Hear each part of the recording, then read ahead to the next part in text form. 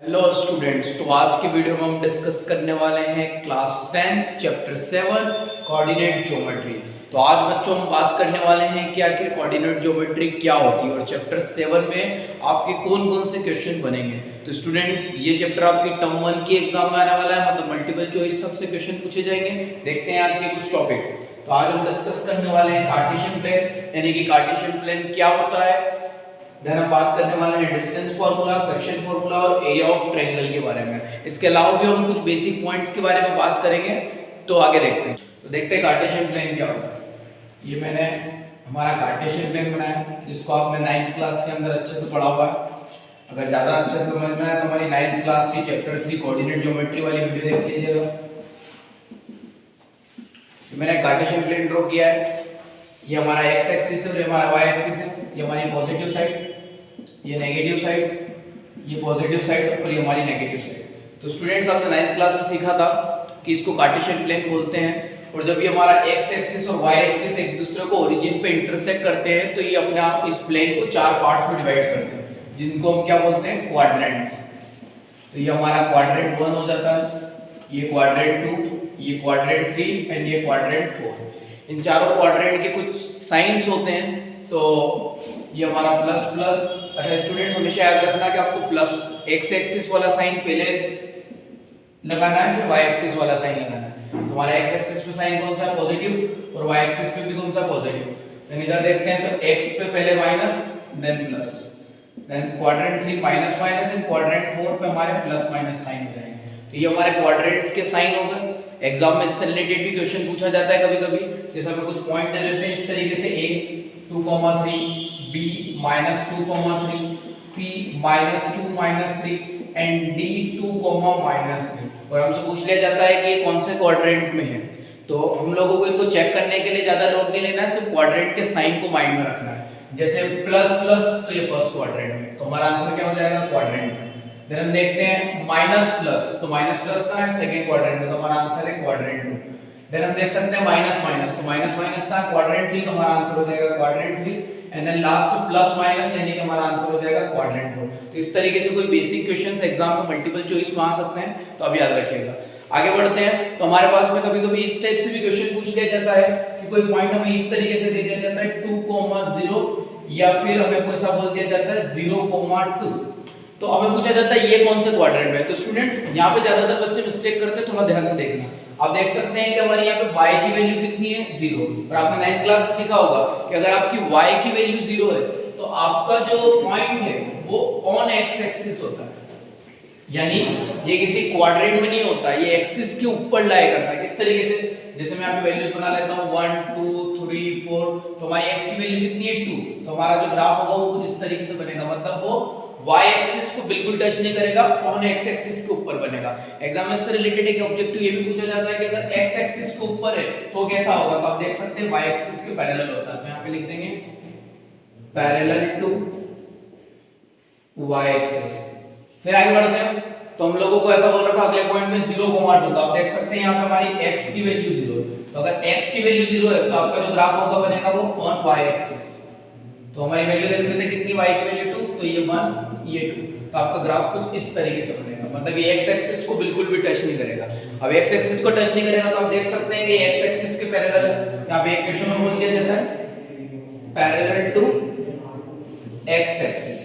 तो ये हमारा कार्टेशियन प्लेन है। ये एक शॉर्ट डिस्कशन है, इसको ज्यादा डीप में पढ़ना है तो 9th क्लास की आप वीडियो देख सकते हैं। तो अभी देखते हैं हमारा नेक्स्ट टॉपिक, डिस्टेंस फार्मूला। तो स्टूडेंट्स, हम लोगों ने ऐसा देखा है कि अगर कार्टेशियन प्लेन पर हम कोई भी पॉइंट ले लेते हैं, जैसे मैंने एक पॉइंट ले लिया a, तो इसके दो कोऑर्डिनेट्स हो जाते हैं। तो जैसे मैं a पॉइंट लिया हूं तो इसके दो कोऑर्डिनेट x, y होंगे। हम एक काम करते हैं, कोई और दूसरा पॉइंट ले लेते हैं p, तो इसके भी दो कोऑर्डिनेट हो जाएंगे x, y। तो देख सकते हैं यहाँ पे भी x, y, यहाँ पे भी x, y। तो हमारा दो पॉइंट है, तो हम इनको x1 y1 और इसको x2 y2 नाम दे देते हैं। तो मैं क्वेश्चन में ऐसा बोला जाता है कि पहला पॉइंट आपका a और दूसरा पॉइंट आपका b, तो इन दोनों के बीच की डिस्टेंस फाइंड करनी है। तो ये आपका a b के बीच की अगर डिस्टेंस फाइंड करनी है तो हमें यहाँ पे एक फार्मूला दे रखा है जिससे हम किन्हीं भी दो पॉइंट के बीच की डिस्टेंस को फाइंड कर सकते हैं। तो हमारा फार्मूला कुछ इस तरीके से होता है, √x2 - x1 का whole square plus y2 - y1 का होल स्क्वायर। तो इस फॉर्मूले का यूज करके स्टूडेंट हम किन्हीं भी दो पॉइंट के बीच की डिस्टेंस को फाइंड कर सकते हैं। जैसे फॉर एग्जांपल हमारे पास कुछ इस तरीके का क्वेश्चन आ सकता है। मैं एक एग्जांपल ले लेता हूं। हम एक पॉइंट ले लेते हैं a2,3 और हम दूसरा पॉइंट ले लेते हैं b जैसे 6,4 और हम ऐसा बोलते हैं कि ab के बीच की डिस्टेंस फाइंड कीजिए। तो मैं यहाँ पे लिख देता हूँ ab इक्वल, मुझे डिस्टेंस फाइंड करनी है तो मैं इस फॉर्मूले का यूज करूंगा। तो मैं इस फॉर्मूले का यूज कैसे करूंगा, हमारे जो पहले पॉइंट है वो x1 y1 बन जाएंगे और जो दूसरे पॉइंट है वो x2 y2 बन जाएंगे। तो हम क्या करेंगे, x2 x1 का होल स्क्वायर और y2 y1 का होल स्क्वायर। तो ये हमारा x2, तो x2 की प्लेस पे हम 6 लिख देंगे, ये x1 यानी कि -2, ये हमारा x2 4 माइनस x1 यानी कि 3। सॉल्व करते हैं इसको, तो 6 में से 2 जाएंगे तो 4 का स्क्वायर और 4 में से 3 जाएंगे तो 1 का स्क्वायर। तो ये हमारा 4 का स्क्वायर हो जाएगा 16 और 1 का स्क्वायर 1। तो हमारा आंसर कितना आ जाएगा, √17, यानी हमारा आंसर हो जाएगा। तो इस तरीके से आप किसी भी दो पॉइंट के बीच की डिस्टेंस को फाइंड कर सकते हैं इस फॉर्मूले का यूज करके। तो अब हमारा सबसे इंपॉर्टेंट टॉपिक हम देख रहे हैं सेक्शन फॉर्मूला। ठीक है, यहाँ पे हमारे स्टूडेंट्स 3 केस बनते हैं। जैसे कि हम ऐसा ले लेते हैं कि कोई एक लाइन, मैं इसको नाम दे देता हूँ ए बी। ठीक है, तो जाहिर सी बात है, मैंने अभी सिखाया आपको कि अगर आप जैसी पॉइंट लेंगे उसके दो कोऑर्डिनेट्स बन जाएंगे। तो हमारे कोऑर्डिनेट x1, y1 और यहाँ हम ले लेते हैं x2, y2। ठीक है, ऐसा इमेजिन करते हैं स्टूडेंट्स कि इस लाइन AB को कोई और लाइन है CD वो इंटरसेक्ट कर रही है किसी पॉइंट P पर। तो जाहिर सी बात है यहाँ पे भी दो कोऑर्डिनेट्स रहेंगे, तो हम यहाँ पे बोल देते हैं x, y। तो जब इस AB को किसी लाइन CD ने इंटरसेक्ट किया तो यहाँ पे हमारे पास में 3 केस बनते हैं। 3 केस क्या बनते हैं, हम एक-एक करके तीनों केस को देखते हैं। तो जब कभी भी कोई लाइन दूसरी लाइन को इंटरसेक्ट करेगी तो किसी न किसी रेशो में इंटरसेक्ट करेगी। तो हम ऐसा करते हैं कि उस रेशो को इमेजिन करते हैं m1 और m2। हमने रेशो कितना ले लिया, m1 और m2। तो यहाँ पे 3 केस किस तरीके से बनते हैं, मतलब एग्जाम में 3 टाइप के क्वेश्चन बनते हैं, वो तीनों देख लेते हैं। हमें हर बार कुछ गिवन इंफॉर्मेशन होगी और कुछ क्वेश्चन फाइंड करने के लिए बोलेगा। तो अब यहाँ पे देखना है एक-एक करके। फर्स्ट टाइम आपसे क्वेश्चन इस तरीके से पूछे जाएंगे कि आपको रेशो गिवन रहेगा, मतलब जो ये आपको रेशो है किस रेशो में डिवाइड कर रहा है, रेशो क्वेश्चन बता देगा। और आपसे ऐसा क्वेश्चन पूछा जाएगा कि आप अपना पॉइंट ऑफ इंटरसेक्शन फाइंड कीजिए, पॉइंट ऑफ इंटरसेक्शन फाइंड कीजिए।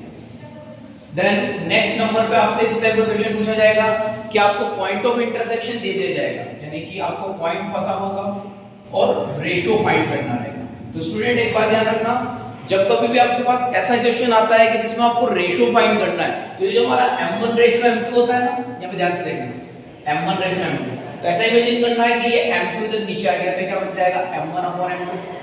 तो रेशो कितना हो जाएगा, तो ये जो m1 और m2 है, अगर आप देख सकते हैं तो दोनों ही अननोन वैल्यूज है। अब इन दोनों अननोन वैल्यू को हम डिवाइड देते हैं तो कोई तीसरी अननोन वैल्यू बनती है जिसको हम बोलते हैं k।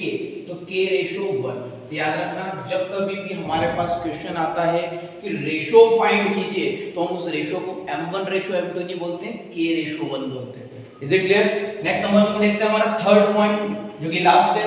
हमारे थर्ड नंबर पे पॉइंट में ऐसा दिया हुआ रहेगा कि हमें एक्सिस के बारे में इंफॉर्मेशन रहेगी, यानी कि जो भी हमारा वर्क हो रहा है वो x एक्सिस पे हो रहा है या y एक्सिस पे हो रहा है। और इस टाइप के क्वेश्चन में आपसे जो क्वेश्चन पूछने वाला है वो पॉइंट और रेशो, पॉइंट एंड रेशो दोनों ही फाइंड करने रहेंगे। ये 3 हमारे केस है, एक-एक करके हम तीनों केस के बारे में बात करेंगे। ठीक है, तो फर्स्ट नंबर का केस देखते हैं कि जब हमें रेशो गिवन है वो पॉइंट ऑफ इंटरसेक्शन फाइंड करना है। तो हम यहाँ पे सेक्शन फॉर्मूले का यूज करेंगे, हम यहाँ पे सेक्शन फॉर्मूला का यूज करेंगे। हमारा जो सेक्शन फॉर्मूला होता है वो पॉइंट ऑफ इंटरसेक्शन पता करने के लिए होता है। फॉर्मूला होता है x = m1x2 plus m2x1 upon m1 plus m2, और y का फॉर्मूला होता है m1y2 plus m2y1 upon m1 plus m2। तो इस फॉर्मूले का यूज करके हम किसी भी पॉइंट ऑफ इंटरसेक्शन को पता कर सकते हैं, कब, जब हमें वो रेशो गिवन। तो अभी हम एग्जांपल के थ्रू हमारे फर्स्ट केस को थोड़ा ज्यादा अच्छे से समझेंगे। क्या लिखा हुआ, find the coordinates of the point which divides the join of -1,7 and 4,-3, यानी कि इन दोनों को जो ज्वाइन कर रहे थे, काम करते हैं इन दोनों को नाम दे देते हैं लेट a -1,7 एंड b 4,-3। तो ये हमारा a पॉइंट हो गया और ये हमारा पॉइंट हो गया b। यहाँ हम लिख देते हैं -1,7 और ये हमारा 4,-3। क्वेश्चन क्या बोल रहा है कि इसको डिवाइड कर रहा है किस रेशो में, 2:3 में कोई पॉइंट, तो उस पॉइंट को हम बोल देते हैं P। तो इसके कोऑर्डिनेट्स ले लेता हूं x, y, 2:3 में डिवाइड करना है। मैंने आपको पहले बोल दिया था जो हमारा पहला केस होगा उसमें हमें पॉइंट पता करना रहेगा और रेशो गिवन होगा। तो हम ऐसा लिख देते हैं कि गिवन में हमारा रेशो कितना है, m1 = 2 और m2 = 3। अगर मुझे पॉइंट फाइंड करना है तो मैं क्या करूंगा, सेक्शन फार्मूले का यूज करूंगा। तो हमारा सेक्शन फार्मूला क्या होता है, सेक्शन फार्मूला क्या होता है, x = m1x2 + m2x1 upon m1 + m2। Value put करूंगा मैं, तो m1 की प्लेस पर कितना लिखेंगे 2 और x2, ये दोनों आपके x2y2 है, दोनों आपके x1y1 है, तो x2 की जगह हम कितना पुट करेंगे 4, m2 की प्लेस पे 3 और x1 की प्लेस पे -1 upon m1 + m2, it means 2 + 3। Solve करते हैं आगे, तो x = 2 4 = 8, 3 का -1 मल्टीप्लाई करेंगे -3, 2 + 3 5, तो 8 में से 3 जाएंगे कितने बचेंगे 5 अपॉन 5, 5 से 5 कैंसिल, तो आपका 1 आंसर आ जाएगा। तो x की वैल्यू कितनी आ जाएगी 1। तो इस तरीके से आप अपने पॉइंट ऑफ इंटरसेक्शन को फाइंड कर सकते हैं। ये मैंने x वाला पॉइंट फाइंड किया है। सेम इज इट हम y के लिए y वाला फार्मूला यूज करेंगे, m1y2 + m2y1 upon m1 + m2। तो y की वैल्यू कितनी हो जाएगी m1, तो m1 की जगह हम 2 लिखेंगे, y2 की जगह -3, m2 की जगह 3 और ये y1 की जगह हम कितना लिख देंगे 7 अपॉन m1 + m2 यानी कि 2 + 3। 2 का मल्टीप्लाई करेंगे -3 में, तो -6 + 3 7 = 21 अपॉन 2 + 3 5। तुम्हारी y की वैल्यू कितनी हो जाएगी, 21 में 6 जाएंगे तो 15 अपॉन 5, तो 5 3 = 15, तो y की वैल्यू कितनी हो गई 3। अब क्वेश्चन ने आपसे क्या पूछा था स्टूडेंट्स कि बताइए कि वो पॉइंट के कोऑर्डिनेट्स क्या होंगे। तो कोऑर्डिनेट क्या थे हमारे, x, y हमने लिखे थे, तो कोऑर्डिनेट एक्चुअल क्या हो जाएंगे 1, 3 और ये आपका आंसर हो जाएगा। ठीक है, हमारे नेक्स्ट टेस्ट में मैंने आपको क्या बोला था कि पॉइंट ऑफ इंटरसेक्शन गिवन होगा और रेशियो में फाइंड करना रहेगा। तो जब भी मैं फिर से बता देता हूं कि रेशियो को हम बोलते हैं m1:m2, लेकिन जब हमें इसको फाइंड करना रहता है तो हम क्या करते हैं, इस m2 को इसके अपॉन में लेके आते हैं, तो m1/m2 रेशियो हो जाता है 1। इस m1/m2 की जगह हम क्या लिखते हैं k, तो हमारा रेशियो हम क्या ऐड करेंगे k/1। इसको जब एक एग्जांपल के थ्रू समझेंगे तो आपको ज्यादा अच्छे से समझ में आ जाएगा। अब एक क्वेश्चन ले लेते हैं आपके एनसीईआरटी बुक का। तो मैं क्वेश्चन नंबर 4 ले रहा हूं आपकी एक्सरसाइज 7.2 का। Find the ratio in which line segment joining the points -3, 10 and 6, -8 is divided by -1, 6। तो देखते हैं इस क्वेश्चन को क्या बोला। क्वेश्चन है फाइंड द रेशियो, यानी कि हमें रेशियो फाइंड करना है। तो मैं ऐसा लिख देता हूं कि find the ratio in which line segment joining the points -3, 10 and 6, -8, मतलब कि इनको ज्वाइन करने वाली लाइन को ये पॉइंट डिवाइड करना है। तो मैं काम करता हूं, लेट द पॉइंट P, इसको नाम दे देते हैं P, -1, 6 divide join of A को नाम दे देते हैं -3, 10 एंड अगले को नाम दे देते हैं B, 6, -8 इन k/1। अभी हम क्या करने वाले हैं, हमें रेशियो फाइंड करना है। तो याद रखना स्टूडेंट्स, फार्मूला तो हम सेक्शन फार्मूला यूज करते हैं। तो मैं यहाँ पे सेक्शन फार्मूला लिख लेता हूँ, क्या लिख रहे हैं, यूजिंग सेक्शन फार्मूला। तो ये मैं सेक्शन फार्मूले को यूज कर रहा हूँ। क्या होता है, x = m1x2 + m2x1 upon m1 + m2। तो ये x यानी कि ये पॉइंट ऑफ इंटरसेक्शन हुआ करता था हमारा। इस बार ये हमें गिवन है किस तरीके से, जैसे मैं देखूं तो हमारा यहाँ पे a है, यहाँ पे b है और यहाँ पे हमारा p है। तो जो p पॉइंट है वो कितना -1, 6। यहाँ पे a के कोऑर्डिनेट है -3, 10 और b के कोऑर्डिनेट है 6, -8। अब देख सकते हैं कि हमारी जो x की वैल्यू वो कितनी है -1, तो मैं x की जगह लिख देंगे -1। m1 यानी कि k/1, तो आपका m1 कितना हो जाएगा k, x2 तो x2 कितना है 6, m2 की प्लेस पे हम 1 लिखेंगे क्योंकि 1 है और x1 की प्लेस पे -3 अपॉन m1 + m2 यानी कि k+1। अभी हमें करना क्या है कि इस k की वैल्यू को फाइंड करना है। तो मैं इसको इधर क्रॉस मल्टीप्लाई कर रहा हूं, तो ये हो जाएगा -k -1, इसका अंदर मल्टीप्लाई करेंगे तो 6k + -3 अभी हम वेरिएबल्स और कांस्टेंट्स को सेपरेट कर रहे हैं, तो 6k as it is minus के उधर आ जाएगा और ये माइनस 3 इधर लेके आएंगे, -1 + 3 और ये 6k + 1 + k 3 में से बन जाएंगे तो 2 और ये हो जाएगा 7k। तो हमारे यहाँ पे k की वैल्यू कितनी हो जाएगी 2/7। इस k को हम k अपॉन 1 समझ सकते हैं, क्योंकि हमें k की वैल्यू फाइंड नहीं करनी थी, हमें k/1 फाइंड करना था, तो हम इसको ऐसा लिख सकते हैं k/1 = 2/7 और ये आपके क्वेश्चन का आंसर। क्वेश्चन आपसे बोला था कि किस रेशो में डिवाइड कर रहा है, तो हम लिखेंगे 2/7 में डिवाइड कर रहा है। तो अभी हमारा लास्ट केस, मैंने आपको क्या बोला था कि इस लास्ट केस में हमें क्या होगा, एक्सिस दिया हुआ रहेगा, यानी कि जो वर्क है कौन से एक्सिस पे हो रहा है, एक्स एक्सिस पे हो रहा है कि वाई एक्सिस पे हो रहा है। हमें खाली इतना सा याद रखना है कि एक्स एक्सिस पे हमारा y 0 होता है और y एक्सिस पे हमारा x 0 होता है। तो देख सकते हैं हमें क्या बोला है, फाइंड द रेशियो, यानी कि हमें रेशियो फाइंड करना है।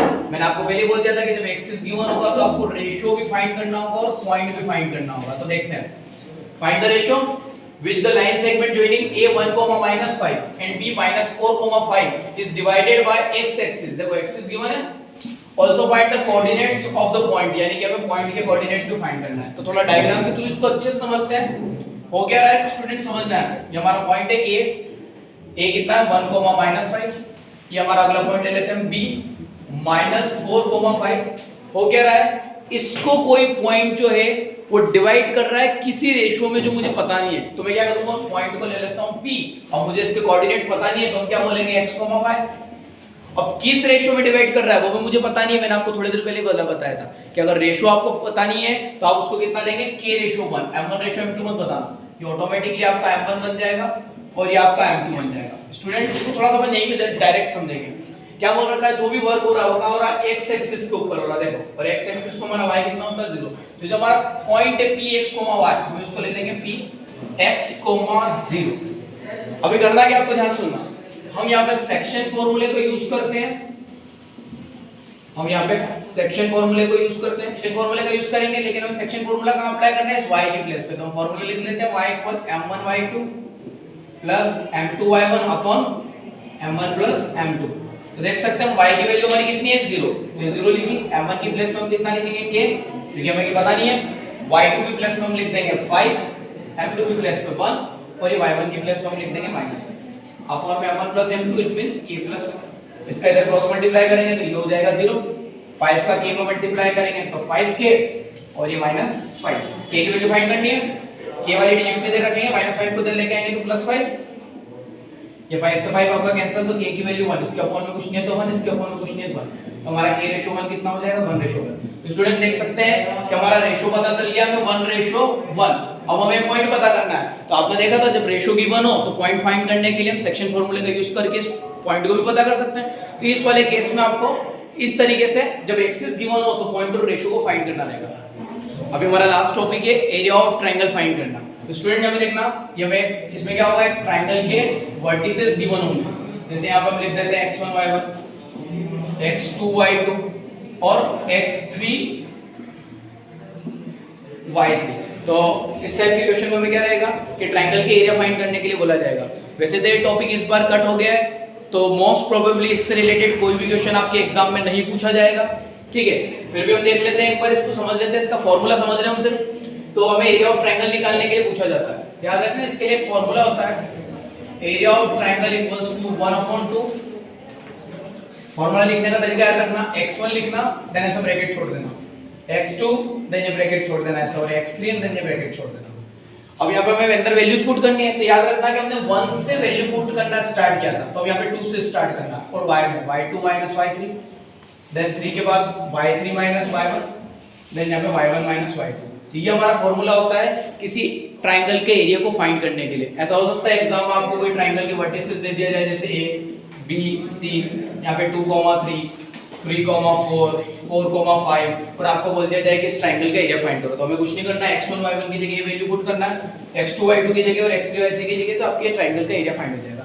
एक लास्ट केस है जो एरिया ऑफ ट्रायंगल से रिलेटेड क्वेश्चन में पूछा जाता है कि जैसे हमें 3 वर्टिसेस दे देते हैं, कुछ भी a b और c, और हमें ऐसा बोल दिया जाता है कि अगर ये तीनों पॉइंट कोलिनियर है, शब्द सुनना, कोलिनियर, तो बताओ कि ट्रायंगल का एरिया कैसे होगा। तो अच्छा देख सकना, कोलिनियर का मतलब होता है कि ये जो पॉइंट है, जो मैं यहाँ पे दिख रहा है, ये पॉइंट यहाँ नहीं है, ये इसी लाइन के ऊपर है, तो मैं इस पॉइंट को यहाँ से खींच के ऐसे बिल्कुल इसी लाइन के ऊपर लाके आ दूंगा।